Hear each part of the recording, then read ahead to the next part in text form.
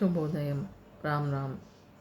ఇవాళ నేను షేర్ చేసుకోవాలనుకుంటున్నది ఏంటంటే, నా అనుభవంతో, నా ఎక్స్పీరియన్స్తో నేను నా జీవితంలో తెలుసుకున్నది. పొద్దున మనం బ్రష్ చేసుకున్న తర్వాత రోజువారీ కార్యక్రమాలను స్టార్ట్ చేసే ముందు వెంకటేశ్వర సుప్రభాతాన్ని ఇంట్లో ప్లే చేయడం. అది ఏదంటే వెంకటేశ్వర స్వామి టెంపుల్ అంటే తిరుపతిలో వేద పండితులు చెప్పిన వెంకటేశ్వర స్వామిది సుప్రభాతం ఉంది కదా, అది మనకి యూట్యూబ్లో ఉంటుంది.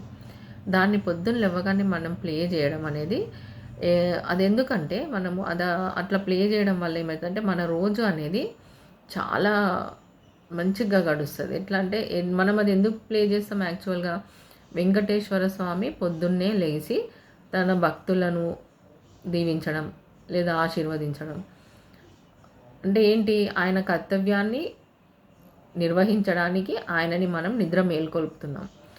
సో అదేవిధంగా కలికాలంలో, ఈ కలియుగంలో వెంకటేశ్వరుడు అంటే ఏంటి, కలియుగ దైవం కదా. సో అలాగే మనకి ఈ యుగంలో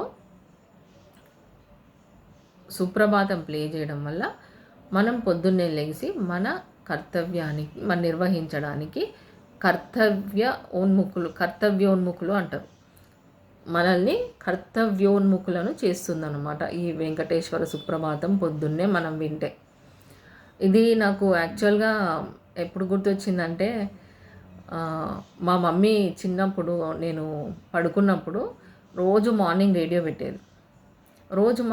పెట్టినప్పుడు ఇంకా తను చెప్పాల్సిన అవసరం లేదనమాట. ఆ రేడియోలో వెంకటేశ్వర సుప్రభాతం వినాలి, వింటూనే లెగడం. సో ఒకసారి మీరు ఇది చేసి చూడండి, ఒక నెల రోజులు, అప్పుడు మీకు అర్థమవుతుంది. Okay, thank you. ఇది షేర్ చేసుకోవాలనిపించింది, అందుకని చెప్తున్నాను.